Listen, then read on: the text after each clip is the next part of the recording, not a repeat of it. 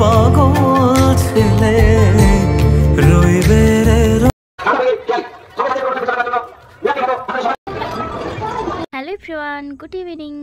তো সেদিন গিয়েছিলাম আমরা শ্মশানকালী পুজো দেখতে। আমার বাড়ির কাছে রাজরামপুর বলে একটা জায়গা আছে, তো সেখানেই গিয়েছিলাম আমি, কাকিমা, মাসিমা আর আমার কাকু, এই কয়েকজন মিলে গিয়েছিলাম মেলা দেখতে। তো মেলার অভিজ্ঞতাটা তোমার সাথে শেয়ার করব। আর এই ঠাকুরের অনেক মাহাত্ম্য আছে। এই ঠাকুরের কাছে যদি তুমি মন থেকে কিছু চাও না, তো সেটা ঠাকুর দিয়েই দেয়, সবাই এটা বলে। তো আমি অনেক কিছু চেয়েছি ঠাকুরের কাছে যেন আমি সব কিছু পাই। আর এই যে পুকুরটা দেখাচ্ছি, এই পুকুরে স্নান করলে একটা আলাদাই শান্তি আসে।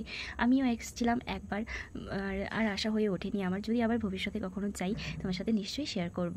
আর মন্দিরটা কত সুন্দর সাজিয়েছি দেখো। আর ওই মানে বছরে না দুদিন পুজো হয়, একটা হয় চৈত্র মাসে আর একটা হয় বৈশাখ মাসে। আর এদের নিয়মটা আমি ঠিক জানি না যে কেন হয়, কি কারণ, আমি এসব কিছুই জানি না।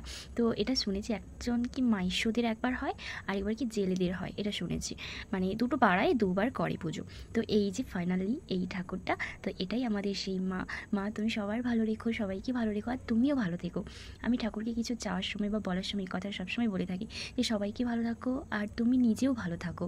আর এইটুকুটাই বলার ছিল তোমাদেরকে। তো আমি তো একটু ভিডিও শ্যুট করেছি, তো আমার তো ওখানে গিয়ে খুব ভালো লাগলো। আর এই ছোটো ছোটো ঠাকুরগুলোকে দেখে আরও বেশি ভালো লাগছিল, খুব সুন্দর। আর প্যান্ডেলটা তো অসাধারণ সাজিয়েছিল।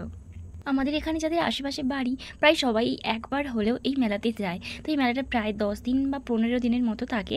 তো সবাই একদিন না একদিন যেয়েই থাকবে, কারণ 10 দিনের মেলা, তো 10 দিনে কেউ না কেউ একদিন হলেও যাবেই। তো তোমরা যদি আমার আশেপাশে হয়ে থাকো, এইখানে যদি যেয়ে থাকো, আমাকে কমেন্টে একবার জানিও। তারপরে চলে এসেছি মেলা দেখতে।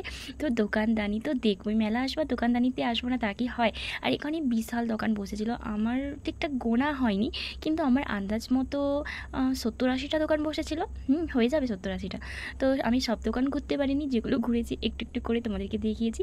আজকে মতো দ্যাটস ইট, এই পর্যন্ত।